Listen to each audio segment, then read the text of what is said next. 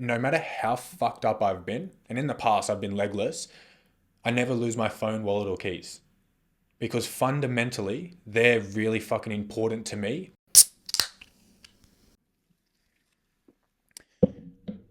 Welcome back to the Future Self podcast. Welcome to season 4, episode 10. I'm sure everyone who tuned in, follows my socials, watches the podcast regularly, you knew this episode was coming again. It's actually the second week back to back that I'm running back an episode with the same guest. So, like the one before, I will link the first episode in the description. It would be really fucking cool if you go back, watch that, and then compare it to now. Not that the topics are necessarily the same, but both episodes hold some fucking really high value. So, today is with my client and friend and inspiration in so many ways, Jane. So, welcome. Thank you. 10 rapid fire questions. Don't think about it too long. Just say what comes to you naturally. Number 1. You are granted one wish. Keep it or double it and give it to the next person. Keep it. Number 2. Be the most caring human or the most knowledgeable human. Caring. Number 3. What makes you happy? Freedom. Number 4. Run a half marathon or do 1,000 weighted squats in a day. 1,000 weighted squats. Oh, both would be pretty nasty. Number 5. Earn more money or have more time. More time. Number 6. Never go to the gym again or never listen to a podcast again. Never listen to a podcast again. Oh, I was curious on what your answer was going to be for that. Number 7. Be the fittest or the strongest.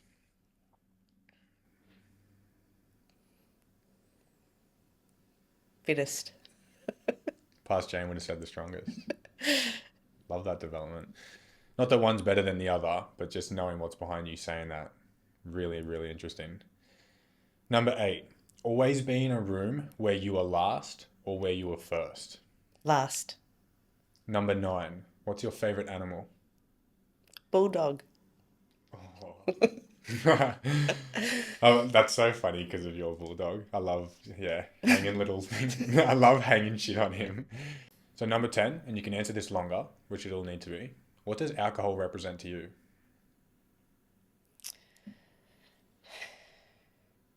Prison.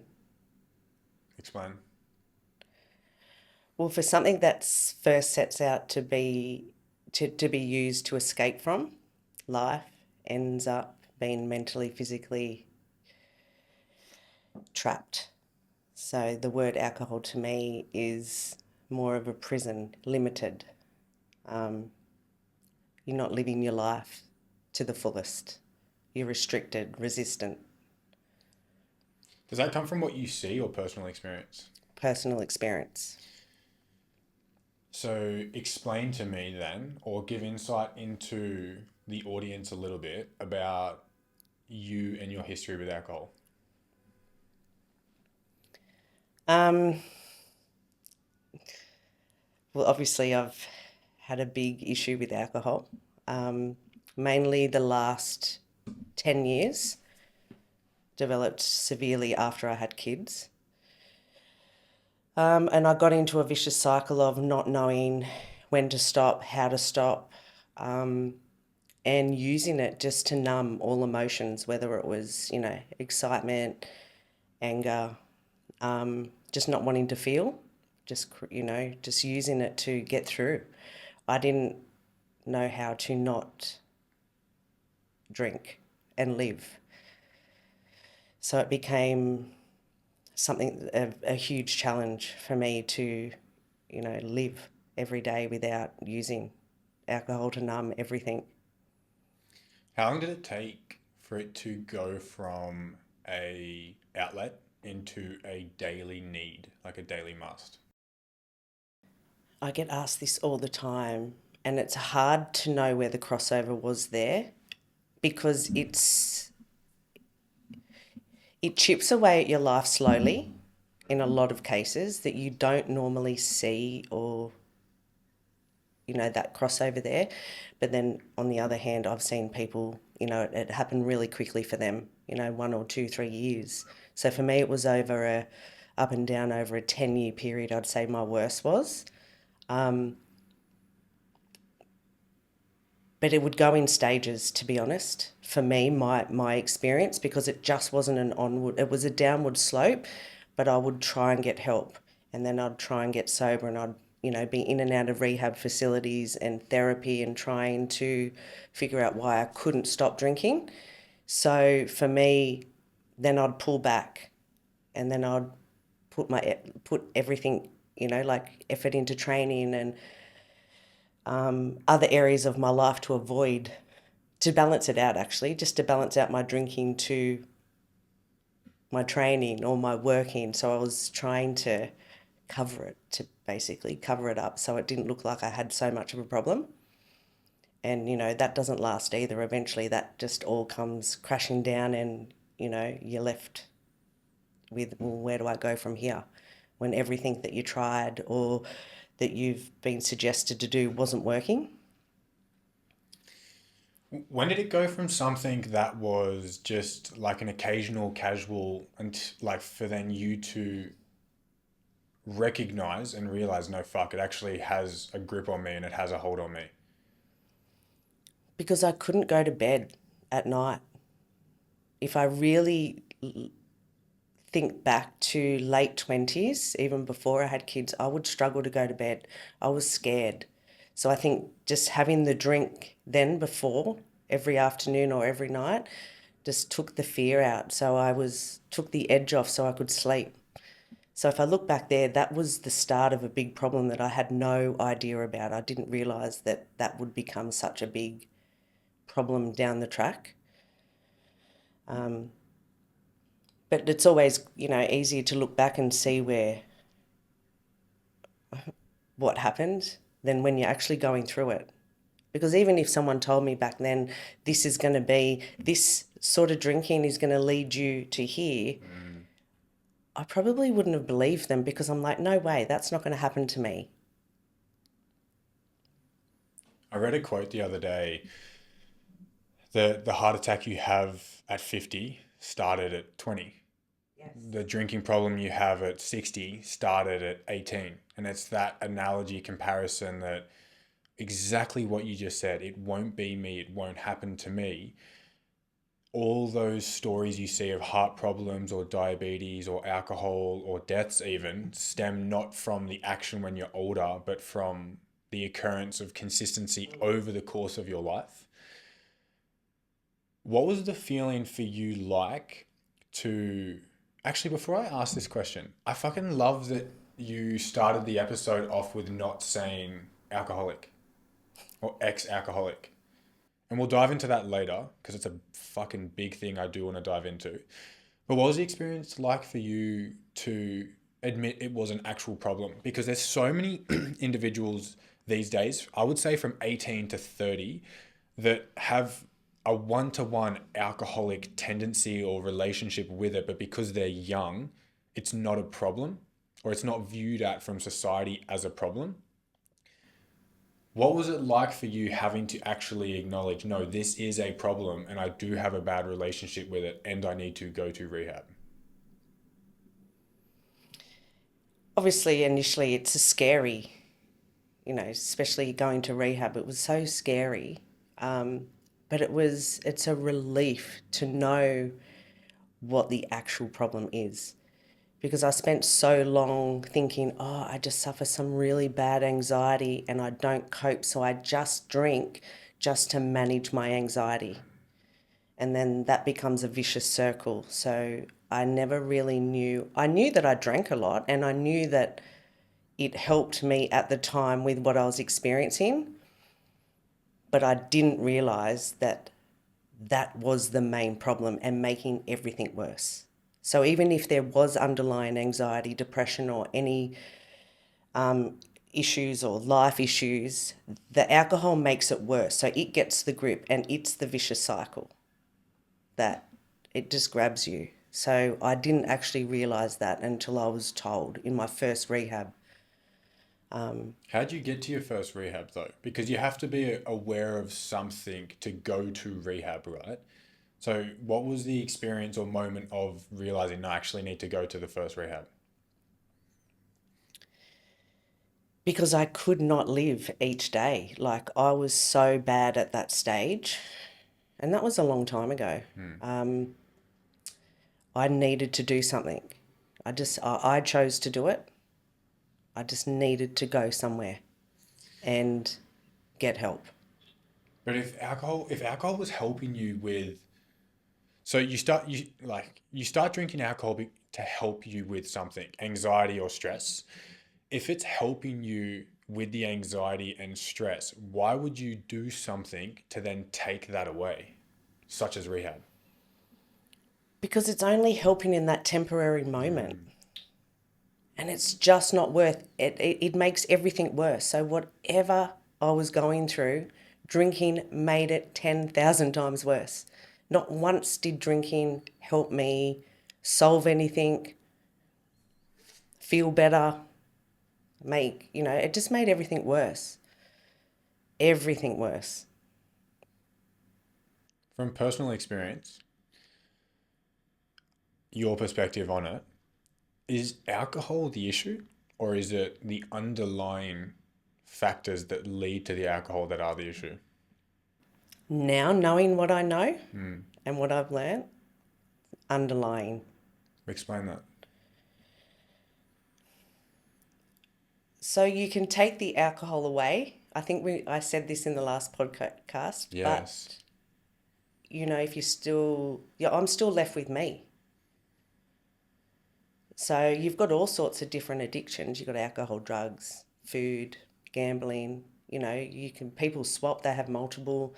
And I think if you don't look at the underlying issues of why you're reaching for that drink or drug in the first place, there's still that avoidance there. We're going to fill it with something else again. So what do we need to fill it with? We need to fill it with what we're avoiding. Look at what we're avoiding and work on that, which is ourselves. It's the biggest thing. I didn't realize that I really had to become honest and take a look at me, everything within me, nothing else, not about anyone else that, previously that had hurt me or, caused trauma or anything like that. It just everything about myself and where I was at and why, and working out why I needed that drink in the first place. So it can be anything you're reaching for. It doesn't have to just be alcohol. I find it interesting to speak generally that most people, just human beings in general, have an addiction. Depending on what that addiction is the dictator of whether it's a good or bad. And I've seen it actually quite common over the past 12 to 24 months. People go from being addicted to a substance, a drug or a drink, and then change it, stop drinking and stop doing drugs, change the addiction with something else, but the addiction to that something else is just as fucking dangerous or detrimental. So interestingly enough, a lot of this episode being about alcohol, I find it I'm very curious on the aspect that it can be the addiction and why you're addicted to something that leads to a negative outcome. So some people might have an addictive personality, and I very much agree and understand with people do and people don't. But I feel like we all have a vice in some way. Mine right now is personal development and fitness, which just by fucking chance, they so happen to be healthy addictions. Someone addicted to smoking weed, negative. Drinking alcohol, negative. Gambling, negative. But at the face value, the addiction still is there for so many individuals. I just think there's a factor of somewhat luck, whether you're exposed to a healthy thing to be addicted by or an unhealthy. But like I was just saying before, well, I'll even speak for you in a not too vulnerable situation. You went from, like when we started, you were quite intense with fitness. You do the same amount now, but the relationship with it is fucking so different. And I find that it makes me so curious, the idea of taking away one thing, oh, I've beat the addiction, but then replacing it with something else. It's like, well, you're still ruled by being addicted to something. What's your thoughts on that? I was only thinking about that today, about how I used to want to be smashed and punished in a way. And I just thought, yeah, I thought about that today and it's just changed so much. And you're right, because even though it's classified as a healthy going to the gym, it can be negative as well. And I did use it as a negative a lot of the time. And that's changed so much now. Like it's easy just to jump into something and, if you're not working on yourself, and that's the other part of this. So if you're going to take away alcohol and just, okay, well, I'm sober and not do the inner work, what are you going to do? What are you going to feel with that? There's always, either another addiction, like you said, whether it's a good or bad, it could be the gym, but it doesn't fulfill you anyway. It's not going to last. It's just another thing that's just going to pop up that you're going to have to look at again down the track. Because there's an internal lack. It's the same things happening inside. The turmoil inside is still there. It's because we haven't looked at anything. We're just changing something else to see what happens. Like you can move state. It's like, oh, I've got to get out of Wollongong and move here and I won't drink as much. I'm taking me everywhere I go. I'm the problem. So I've got to look within. Looking within dictates everything. Because I think the idea of being addicted to something comes from a place deeper than just being addicted to something. It's very rare from the experience I've seen talking to people or knowing people deeply for their addictions. It's very rare someone is just addicted for the sake of being addicted. It could be either to perk up a lack of happiness in their life.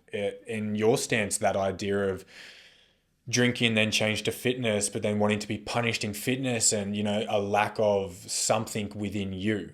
So yeah, there'd be so many people that would think I have a drinking problem. Probably not a drinking problem. It could be a self-worth problem or a self-love problem or a confidence problem or a direction or a lack of experience resume of your person. Because yeah, you'd see so many people that would just dumb it down to one thing. Oh, I'm addicted to nicotine, or I'm addicted to this, or I'm addicted to that. Yes, substance does force the brain in ways to want it, which can be what the addiction is, but it normally comes from somewhere internal. And that's why I think people that are addicted to smoking and nicotine aren't addicted to smoking and nicotine being the issue at depth. I think they just lack self-respect. It's like everyone says, oh, I'm addicted to vaping. The nicotine, I need it. It's like, no, you just have not enough self-respect. The drinking, oh, I'm addicted to the alcohol. It's like, well, maybe you just can't regulate your emotions. Maybe you don't have internal stability. Maybe you don't believe in yourself. Maybe you don't like feeling feelings. Maybe this thing from your childhood, you always felt, sad. So now that you're drinking, you actually don't feel anything at all. Why do you think the idea of getting sober is so prominently needed amongst people, but it's so scared? People are so scared. It's such a fearful terminology to say I'm sober or I have an alcohol problem. Like, why do you think it is something so fucking common that's just so feared? I think the fear of just that reaching out to get help it's one of the hardest things. I know for me it was, just because of the stigma attached to the word alcoholic or alcohol, and just what people thought about it. Oh no, I'm not that bad. Because there's so many levels of drinking, and how do you what category do you put yourself in? High functioning, and you've got all these different levels, and what's worse than the other. So you sort of don't know, like it's scary. Well, people don't like to admit that they have a drinking problem, for starters. I think Why it's not? really hard the stigma attached to it. But also I think with drinking, it's so accepted and it's legal and it's everywhere. It's like that fear of missing out. Fear of missing out on what? And that was one of mine. I'm like, what am I going to do when I go for dinner and everyone's drinking? If anything, I'm actually more present in conversations and remember everything and have more fun sober because I have no anxiety turning up to think, oh, am I going to run out of alcohol? Or everything for me was based around alcohol in my mind. Why are they just sipping? Why are they like they're still on that half glass? Like I'm on my second bottle now. It just overtakes. I just think that fear of missing out as well when it's just so socially acceptable. Like it's like everyone's obsessed with drinking. It's like we have to drink when we're out. It's like we're not normal if we don't drink. Oh, I love that. That factor that the person who doesn't drink or says they're not going to drink, they have the issue. Oh, well, why aren't you drinking? What's wrong with you? Wait a second. In what world is me not drinking stating that I'm the problem or I have a problem? I had a friend recently who wasn't invited to a birthday party because they don't drink. They just really close friends with this group, but because they don't drink, respect themselves, well, specifically don't binge drink, respect themselves, hold themselves to a high standard, focus on their fitness, their career, they weren't invited. As if not drinking makes you some negative aspect. But I would love to say that I can't relate to that idea of drinking because I remember even when I used to go out clubbing, I would be anxious if I didn't have a cup in my hand. And I don't know what the fuck that is, but I remember I'd even just get a cup of water. And the minute I had a cup of water, the factor of holding a cup, I could dance without feeling like I was judged. I could talk to people, I could go up to people, which interestingly enough, the cup was a scapegoat that if I ever felt awkward, embarrassed, or lacking confidence, oh, I was drunk. And it's so interesting that now alcohol is representing a lack of ownership. Oh, I was drunk. That's why I acted that way. Or, oh, yeah, that ability to finger point, it wasn't me. Or you could just turn around and say, well, I don't remember that I was drinking. Or I Yeah. drank too much. My sister got cheated on from the idea of I was blackout. And I don't know if blackout is real or not because I've never experienced it. I always say this statement, no matter how fucked up I've been, and in the past I've been legless, I never lose my phone, wallet, or keys. Because fundamentally, they're really fucking important to me, morally even, before I go into the night. I'm always checking my phone, wallet, and keys. Do you understand that Yeah. analogy? Yeah. So I've never experienced blackout, but the ownership factor is if you do blackout, don't drink. Or if you aren't able to not remember things, don't drink. Because it's almost as if that scapegoat of, oh, I was drunk or all this, which I used to do. Like, oh, I was acting silly that night, I was drunk. It's like, well, if you know that, like, there's no scapegoat from that. You're unable to finger point and push that onto people. Do you reckon alcoholism and a struggle with drinking is a older adult thing? Or do you reckon it can be a teenage thing too? Everyone. Teenage thing too. It doesn't discriminate at all. What dictates that then? If it can be any age? Because normally, you know the old fellas you see down at the pub and their skin's leather as fuck and they're, look hard worked and they look 10 years older than what they should be having a beer. You can tell that's an alcoholic. But someone young, fit, looking good, you can't say that or you can't see that on them. So what do you think dictates someone who has a bad relationship with alcohol? What's the dictating factor of that? I think it can be a few different things, depending on the individual, their upbringing. Because I've seen so many sides to this going to rehabs, like meeting people and their circumstances, their upbringings. I've met people that have had alcoholic parents that have become alcoholics because of that. It's there, it's in front of them, and they've just become that. Or I've known people that they do the opposite. They don't become an alcoholic because they have parents Oh, I love that that. struggle.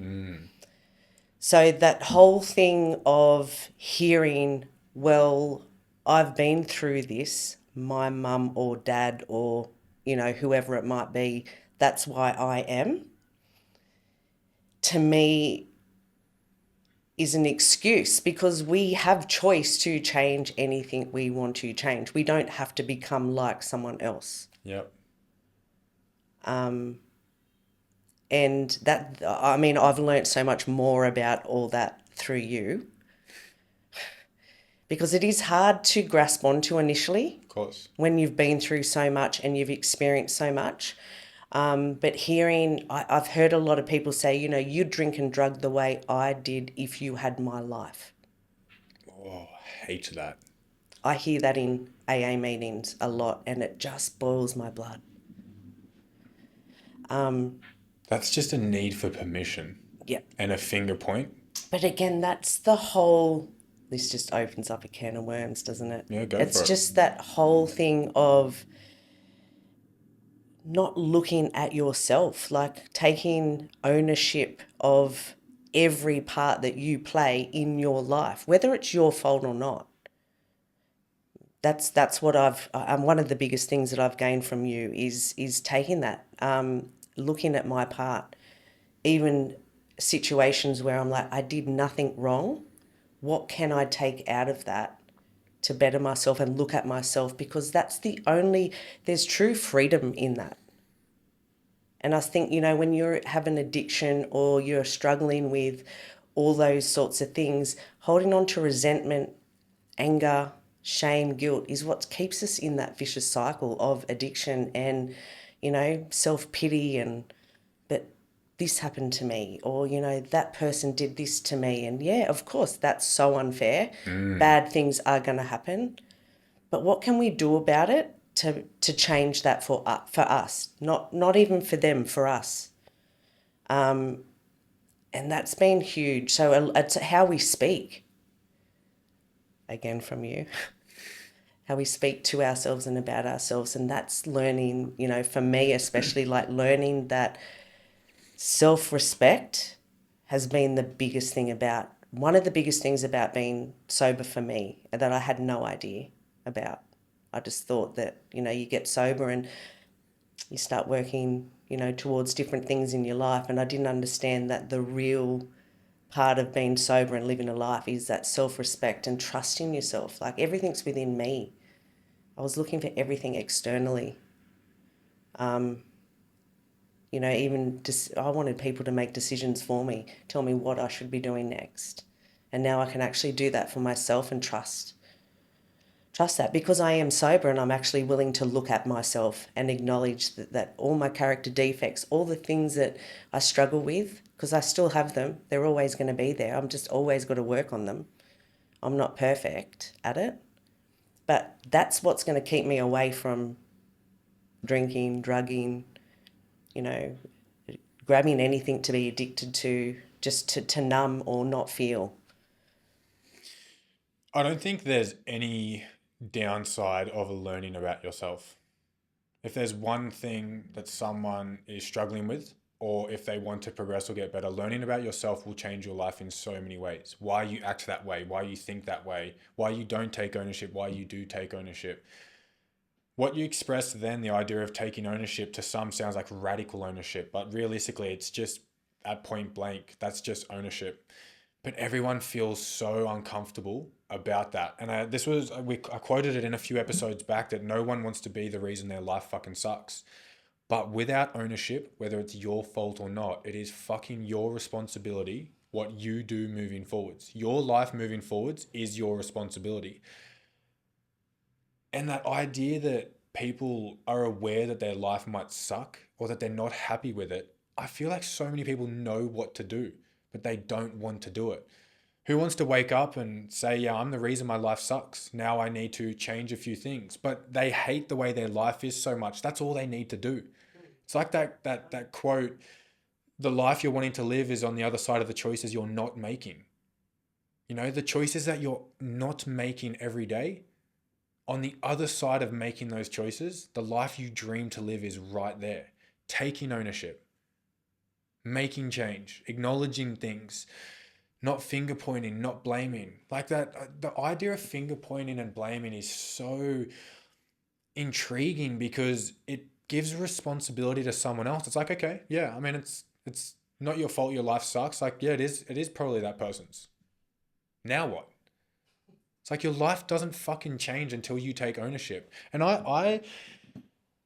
it's a really hard thing, and I'm aware of that. And it's one of the hardest things to teach. But without ownership, your life does not change. Even if it's not your fault. Even if it's not your fault. You can finger point, valid, you can blame, that's fair and it's understandable, but nothing fucking changes at all. That's why I love that saying, you can blame, like, blame someone for something. And it's like, with alcohol, you're drinking poison and expecting someone else to die. Mm, yeah. You know what I mean? Because a lot of the Wow. time for me drinking, I was so upset about something, someone had hurt me, and I'm killing myself slowly drinking poison. And, it doesn't change anything. There's no outcome, there's no good outcome. So that's, going back to that first question, like that's the most important thing to me each day is looking at myself and knowing that if I keep my side of the street clean in my life, I have nothing to worry about. Yeah. I just do the right thing by myself, respect myself, love myself, make decisions, based on what I believe's right for me. I can't really go wrong. And I'm not saying that decisions that I make might not offend or hurt other people, but that most of the time that's not even about me anyway. Yeah. And yeah, I think they're the most, that self-love, self-respect, and showing up for yourself and working on those inner things, for me, has been the key to being sober. Because being sober is just not about removing alcohol. That's that first initial part. The real work starts within yourself when you're willing to honestly look at yourself. Yeah, that so many people get offended at the idea when I post on social media or in a conversation say you lack self-respect or self-love, as if they think that, I lack self-respect, I don't care for myself. There's certain levels of self-respect. You can respect yourself and love yourself, but it might not be enough to do certain actions. And usually it's not enough to call yourself out. Calling your own self out is one of the highest forms of self-respect possible. Being able to take feedback, that's self-respect. Being able to hear criticism, that's self-respect. Everyone thinks self-respect is fucking brushing your teeth and washing your face or, looking in the mirror and screaming affirmations. That's part of self-respect. But self-respect goes way beyond those and it stems into so many different areas, or it reaches so much higher. Realistically, any problem you have, if you learn to care about the version of you tomorrow more than the version of you today, the problem's eradicated completely. If you learn to care about the version of you tomorrow more than the version of you today, you won't have a problem in anything. Because finance, you want the tomorrow's version of you to be rich. You'll make a smart financial decision today. Sleep, you want tomorrow you to be rested. You'll go to bed early. Food, you want to have tomorrow's version have more energy. You'll eat good today. Weights, you want tomorrow's version to look stronger.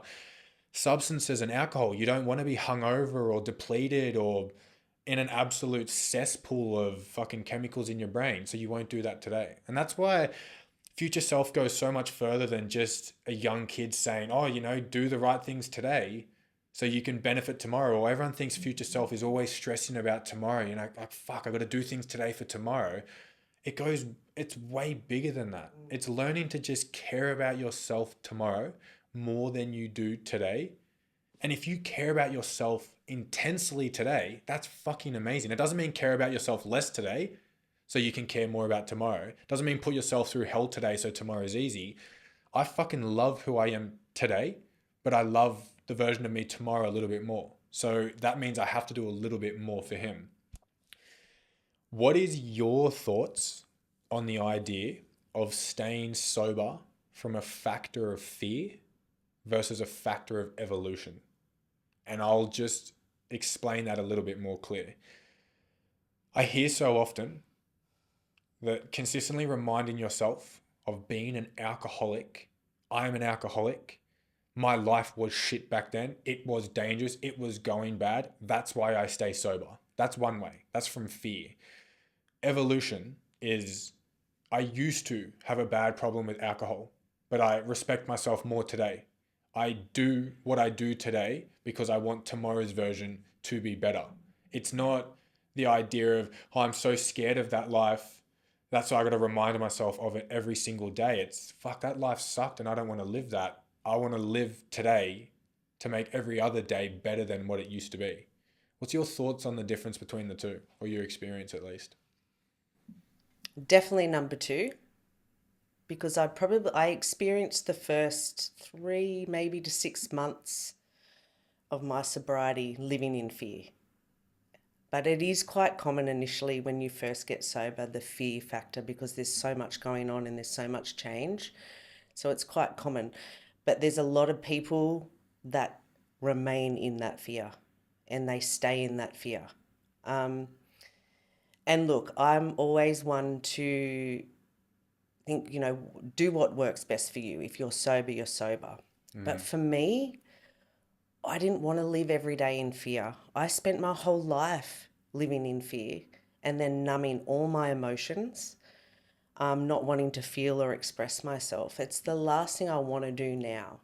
So I want to be able to enjoy my life and not have that hanging over my shoulder and living in fear about, oh, I better watch myself because if that happens, I might drink, or this could happen. What are you going to do? Are you, what tools have you got up your sleeve because it's going to make you want to drink?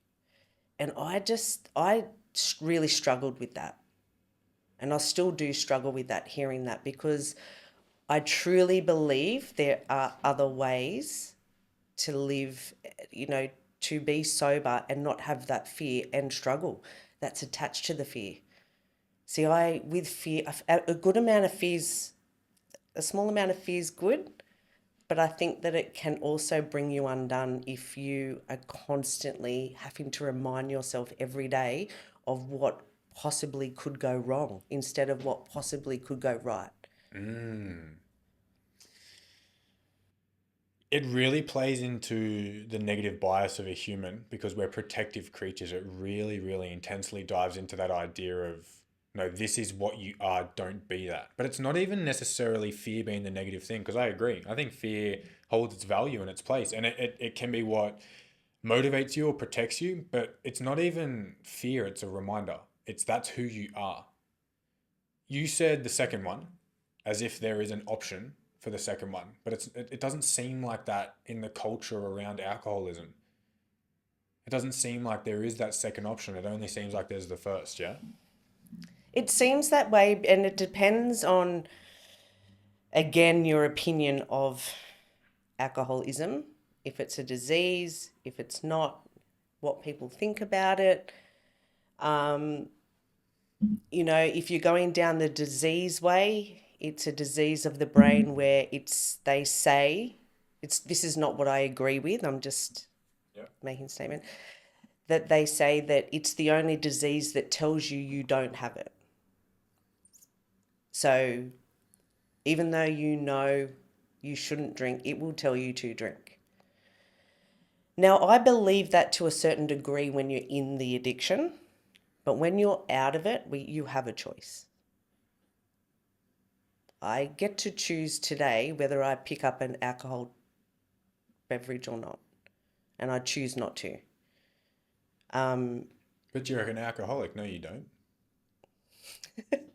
Well, I do. Everyone has a choice. But that's not what seems to be the case in how things are done these days, though.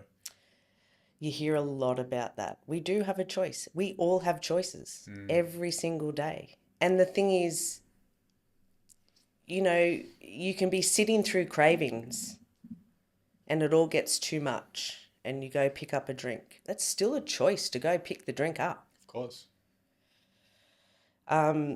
People don't like to hear that. Why not? Because it's back on them. Ownership, yeah. You've got to take ownership. If I go and decide to have a drink tomorrow, and that's on me. I drove myself there. I went and bought it. I knew what I was doing. But, you know, being in the alcoholic mindset, a lot of the time it can be, well, this happened to me and I'm an alcoholic and that's what alcoholics do. We drink. No, we don't. We don't have to. You choose to. I was just reflecting on what you were speaking about then, the idea of it's still finger pointing. If you're an alcoholic, it's not your fault if you pick up a drink again, right? Because you're an alcoholic. But in reality, or through the lens of through the lens of ownership, it is your fault. Because there's no scapegoat being something. I honestly don't like the idea of fear and daily reminder being the motive because you relate to so many other things. Imagine being insecure and trying to build confidence. And I woke up every day and told you, you're fucking insecure. Don't do insecure things. Don't be an insecure person.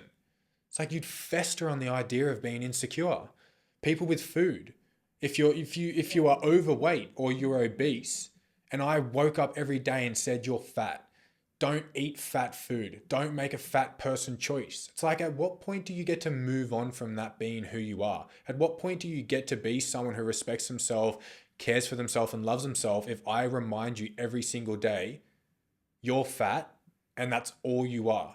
Don't make those decisions because that's who you are. Don't go back to those ways. Don't do those things. You're going back that way. It's like, at what point do you ever get out of the detachment? At what point can you be Jane, who respects herself, loves herself, learnt a really fucking harsh lesson, cares so much for the future? Like, you can't be that, in quotations, if you're reminded every single day, nah, you're Jane the alcoholic. Don't make those choices. Don't do those things. Yeah, just remember you're an alcoholic. Just remember that. It's like you wouldn't tell one of your clients, you know, well, just for example, me, when I first started with you, well, look where you come from. You're a fat alcoholic. Yeah, never. Like every single week. So, you know, the word alcoholic and, you know, a part of what people do say a lot is you got to remind yourself that you're an alcoholic every day. And I can't relate to that at all. It just never sat well with me at all. I can't comprehend it either. And that's not to say that that system doesn't work for some people, because even fat shaming has worked for some people. But then if you strip it back to the core, it's like that person still is probably insecure, doing it from a place of fear. Whether you do it from a place of fear or a place of love, the same outcome happens, right? But the experience of it is totally different. I love myself so much, I'm not going to drink. Still has you not drinking. I fucking hate myself. I was an alcoholic. I'm not going to drink. I hate that life. I hate what I chose. You're not going to drink. One has you experiencing a life of, I'm not doing this because I care for myself. I respect myself. I don't want this for me anymore. The other one has it, oh, you know, you've made those bad choices. You do the wrong thing. Don't make those choices again. It's like, what one's going to fucking last? What one's not going to have you fixated on it? It's like an eating disorder. If someone with an eating disorder had the programming being reminded every week, eat more food, you know, you have an eating disorder. It's like, at what point would that person not be fucking hyper fixated on, holy fuck, this is who I am.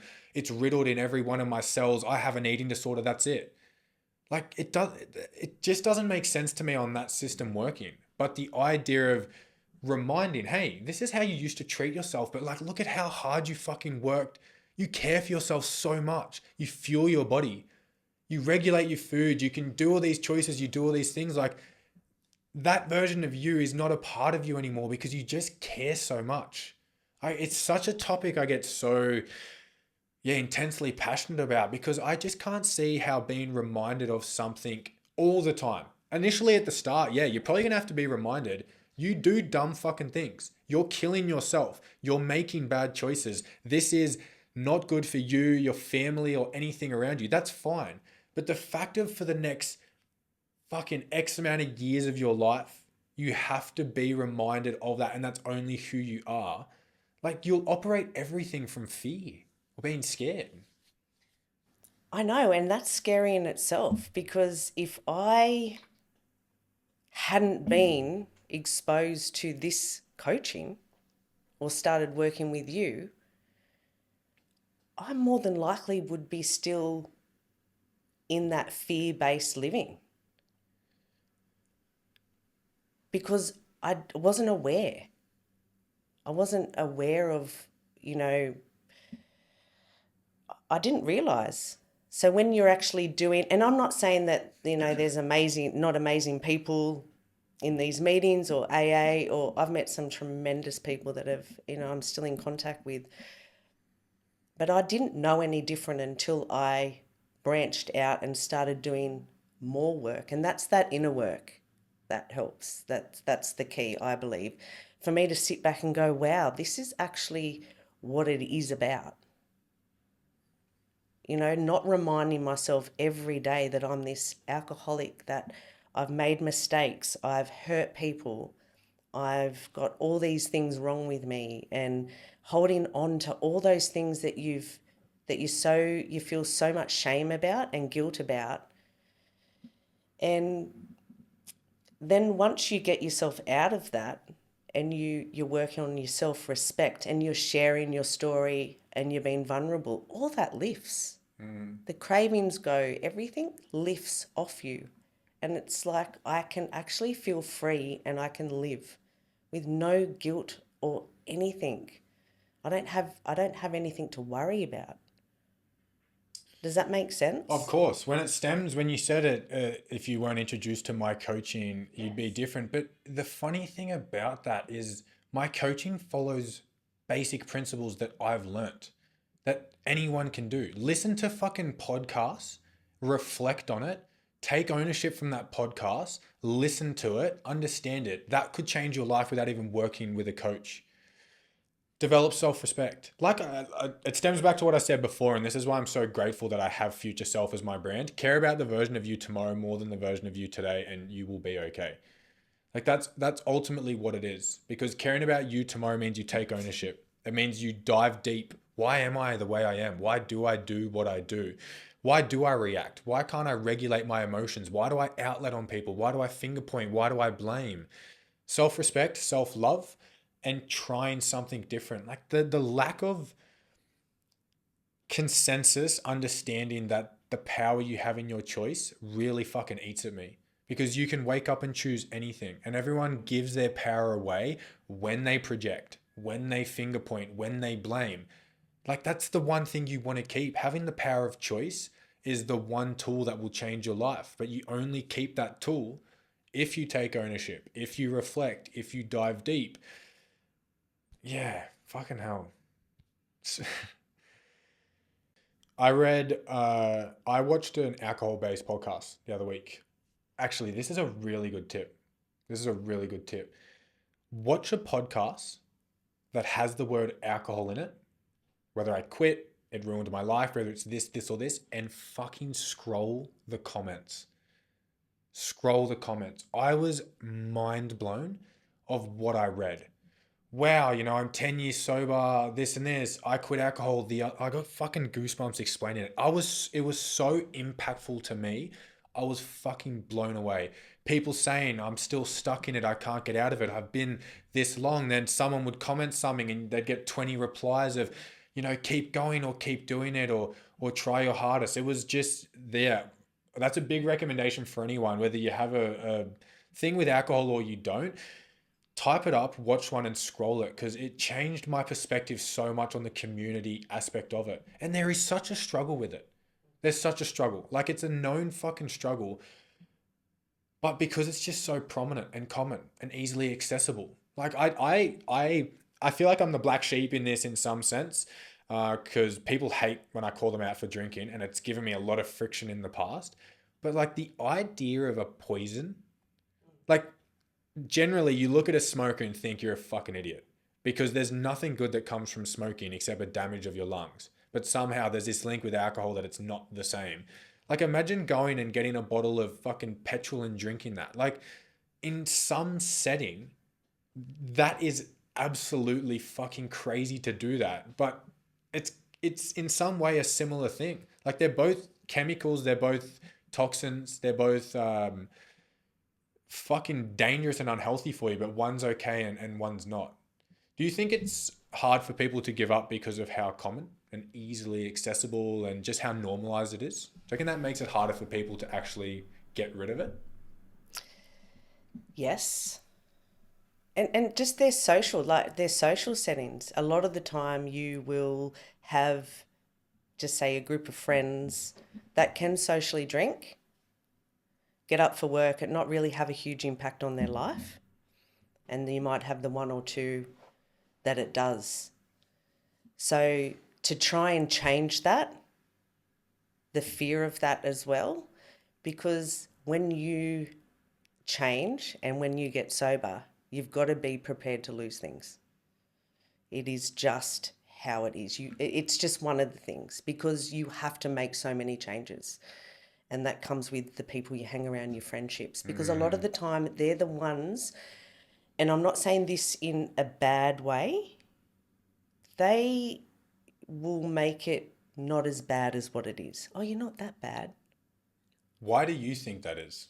Because they want you to drink with them. Because it gives them permission. Yes. Yeah. And you're very blessed and lucky, I suppose, if you have an honest friend to say, I am really concerned about you. And normally that doesn't go down well either. That can cause conflict as well. So there's a lot of, there's a lot of change when it comes to that. It's not just about, it's other people and what they're going to say and what they're going to think, and then how am I going to manage that? What am I going to do when they go for dinner and they're going to be saying this? Because there's so many things that happen. But again, you've just got to come back to yourself and know what you want. You've got to have that supportive group, wherever it comes from, whether it's what we do, our coaching or therapy or an online community-based support. There's so much out there that you can grab onto just to get through that initial. But I think that's the hardest part. People don't want to make that first initial change, because it's not just about not drinking. There's so many other things that come with it. I'll read you a quote. I got a quote. See how you feel about it. I could never drink again. It would be a kiss of death to me. I'm an alcoholic. David Bowie said that. What does that resonate with you? Can you read that again? I could never drink again. It would be a kiss of death to me. I'm an alcoholic.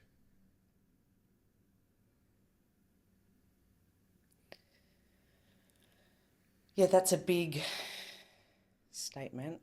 And I read those things all the time. I can relate to what he's said, but I'm not so fixated anymore on this alcoholic. I just have dimmed it a little bit. And I know people that would hear me say that, there'd be all sorts of comments in their head. Of worry? Of worry. As if you're going off your path. Yeah. Oh, she's got to watch her ego. Now, this is her alcoholic brain telling her she can drink now like a normal human. And it's actually none of that. So what is it then? Explain that. Don't defend your case, but explain what gives you the confidence to say that. Because I respect myself enough and love myself enough today that I have a choice in every single thing that I do. And I know sitting here that that's not what I'm going to do. It's not what I want in my life. I don't want alcohol in my life. Whether I'm an alcoholic, not an alcoholic, told I can drink normal, again, I'm not going to go, oh yes, I can drink like a normal person now. I'm going to go drink tonight. It's just not what I want in my life.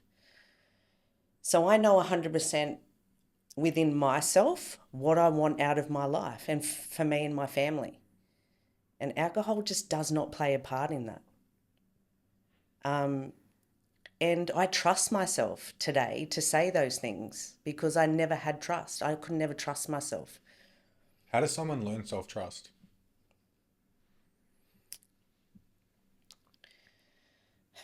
healing, working from the inside out, looking at every part of why you are why you are like you are. And I'm still looking at all those things. I've got lots and lots of work to do still, but just I truly believe they all play a part within each other. It's like I was thinking about this the other day because I get asked a lot of questions, and it's like your coaching, stepping stones. It's the stepping stone to, adding the next thing in to build up your trust for yourself. And it's like anything, isn't it? The more you practice it, the better you get at it. I'm not saying that things aren't going to be hard or painful, because sometimes things can still be quite hard, uncomfortable, and painful. But I have the trust that I know that I will get through those things because I've been through worse, or I just know that, to come out of something, you've got to work through it. You've got to sit with it. You've got to have those times. And no drink or alcohol is going to help me through that. It's not going to make anything better. So the only way forward, moving forward, to gain anything, to be better, is to trust myself fully. The way I've seen self-trust developed is doing it, reflecting, learning that you can do it, and doing it again. And then, like you expressed before, the stepping stone aspect, micro exposure to new.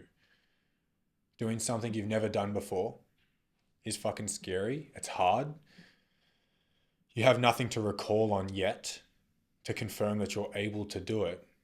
But you do it, you realize you can. That's how you learn self-trust. I just did it. I'll do another thing.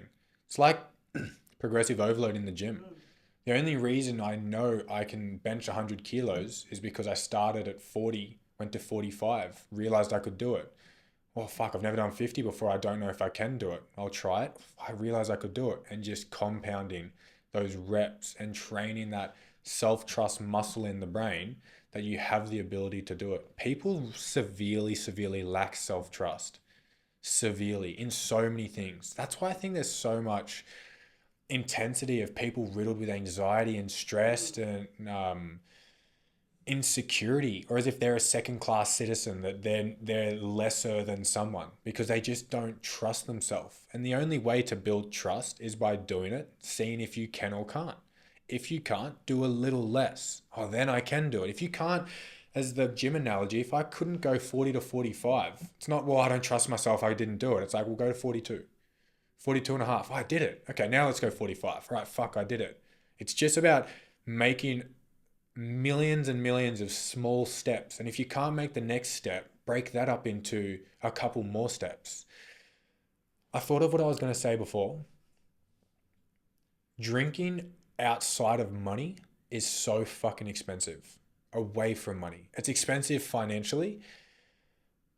But that is very rarely the case, specifically binge drinking.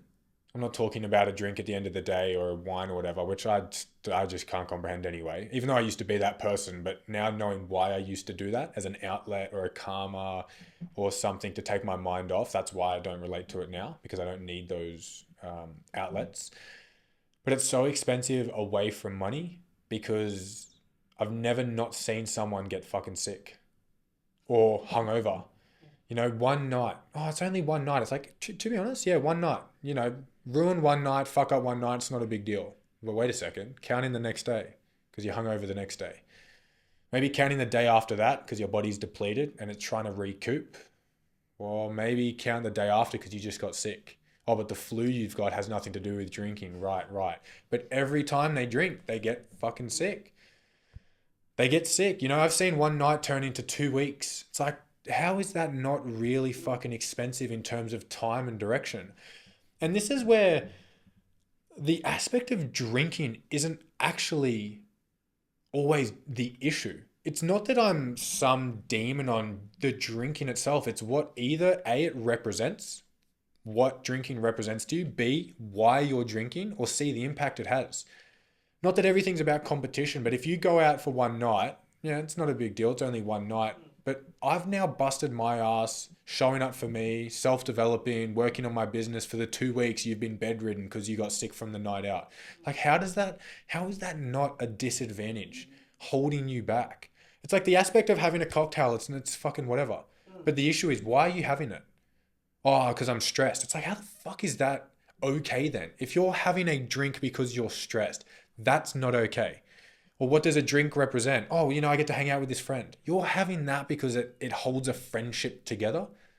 Or the repercussion, you have a few and you either black out or you go to hospital or you end up hungover, you end up sick. It's like the drinking itself for majority, it's not always the issue, but it's the what, the why, or the repercussion and what happens after that. One of the best ones I hear and I can relate to, obviously because I'm a mum, is the mums. Because you talk about having challenges with, raising young kids, but then you add alcohol in that and then try being a mum hungover. There is nothing good about it. It is so hard. So you make everything 10 times harder to be a mum because you just literally have nothing left. So you've got the build-up frustration of, within yourself and parenting or whatever your circumstances are, and it just blows out. And then I need another wine at 5 o'clock comes. It's like the wine witching hour, so they call it. And it's really interesting because it's such a big thing that you hear mums talk about. Oh, I can't wait to get home and pour my glass of wine.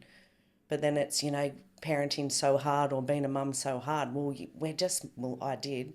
I made it 10,000 times harder for myself. Well, you get scooped in that cycle, right? Yes. You drink because it's hard, and then it's hard because you drink. So then you drink because it's hard. And that's the cycle you see with so many, almost fucking anything. And that all stems back to instant gratification. It's that lack of showing up for you tomorrow, that lack of respect. It's not that you're a bad person if you don't respect yourself, but it's you being fucking selfish, doing an action now that benefits only you now, but it totally ruins tomorrow's you's experience or happiness or energy or outcome. It is that thing of just, a human doing what's best for them or what seems good or what they want at that point in time with no reflection or no care for tomorrow.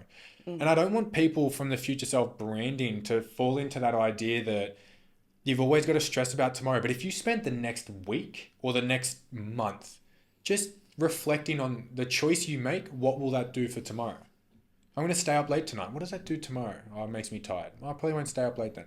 Just for the next little bit, just trial and error, thinking of what the repercussion, progression, or outcome for tomorrow will be. Because I think of that all the time. It started from high school. I remembered waking up, having not packed my bag or my school clothes, and I'd go to school. From packing my bag that morning, I'd miss a book. I'd have to write it on paper, which would fuck everything around. And I also wouldn't have lunch. It's like, well, I don't like that experience. So then I started doing it the night before because I cared about that version of me tomorrow. I had enough love for him. I'll spend 5 minutes now getting everything ready, packing my lunch, preparing for it so he can benefit from it. Everyone just cares too little about tomorrow, their version tomorrow. Everybody wants to experience the view, but no one wants to join you on the climb. What does that represent to you? It represents a lot of things because it's easy for people to look at someone's circumstance or situation. For example, mine right now. Oh, you're so lucky, you're so happy. Or, I get lots of compliments, don't get me wrong. Lots of beautiful messages because there's been so much change. There always are negatives as well, but that's okay. But no one wants to. They see where you are now and they want that, but no one wants to actually do the work that you've actually had to do to get where you are, and that's the necessary work. Like, I would go back and do all that again if I had to. Like, I don't want to take a magical pill for anything. I think that's where you've got to enjoy that. Like you can't. It's like everything that we work together on. You know, you've got to be able to live through the rise and dips. And that's another massive thing that I've learnt through our coaching. It's huge because, you know, you're not meant to, or I don't sit here every day thinking, why aren't I happy every day? Why aren't I happy every day? It's just how we are. Like, you know, you ride through those highs and lows of life. But the journey of working through things is the most profound one. That's where the learning is, that's where the growth is. And that's when you can then sit back and really look around and actually be content and free and live and be happy, but genuinely happy. Like I actually feel genuinely happy. I've never felt that in my life. And that's come from doing this, the work. So if I was just handed something on a golden platter, like I wouldn't appreciate it. Do you know what I mean? I think, does that make Yeah, well, sense? it's not real change. It's not real change. Learning Yeah. to like real change for real change is crucial, but it's the same thing of someone who built their wealth will be wealthy. Someone who inherits money or wins the lottery, you see so many decline stories because they haven't built the skills. Someone does a challenge, loses weight for a bit, but they haven't changed themselves, so it goes backwards.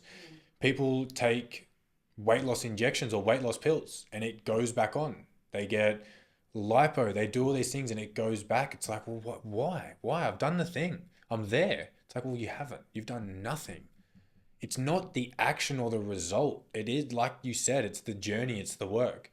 I remember when I bought this apartment, it actually, I felt a bit depressed for a week because I was like, wait, it's not actually being here that's that great. It was me being in the office on a public holiday while everyone was getting fucked up that made me feel good. It was staying at work longer on a Friday night, working into the weekend that made me feel good. It was the highs, it was the lows. It was the most money I've ever made in this week. Oh my God, why is this the least money I've made a month after? Like it was the whole process. It was the enjoyment of that.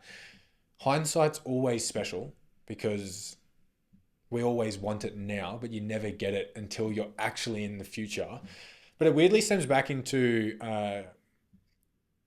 you know, when you reflect back on like school or being younger, for most people, you might reflect back and be like, damn, it was a good period in my life. The good old days, right? You're in the good old days right now. You're in your future's version, good old days right now. So learning to enjoy getting there is super, super crucial. Super crucial. And I can teach my kids. That's the other, you know, the huge benefit of this. There's such a huge part of my growth and all the things that I'm learning, and you know, for them to learn the things that I'm learning now at my age and they're their age, and for them to have me as their support and their dad, is that excites me so much for But all of us, not just for them. isn't it an issue though? Isn't that isn't it bad for your kids to be exposed to the real world about these things? Depends how you look at it. Of course. Perspective. I have been told, you know, what about your boys? How do they feel about, you know, you posting things on social media about, you know, having problems with alcohol? And I mean, they've been to meetings with me before. They know. They live with me. They've seen the struggles firsthand. And people can look at that as if poor them, or, and obviously it could be that if there was no change. So, you know, I look at it this way, and so do they. We talk about it all the time, is that they have so much knowledge around so many things that most kids don't their age, but for the benefit of them. They are very, you know, they say kids are resilient. Obviously, you know, I'm working still through things with them, very open and honest with them. But they are so proud, so happy, So special. and they don't care who talks about it, what I post, how I go about anything, because I'm sober and they cannot believe it and they are so happy.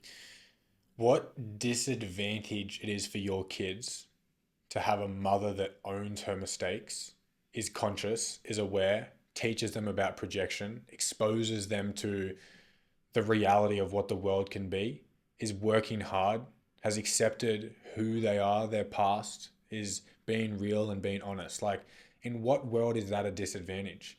Because I always see the stricter the parent, the naughtier the kid.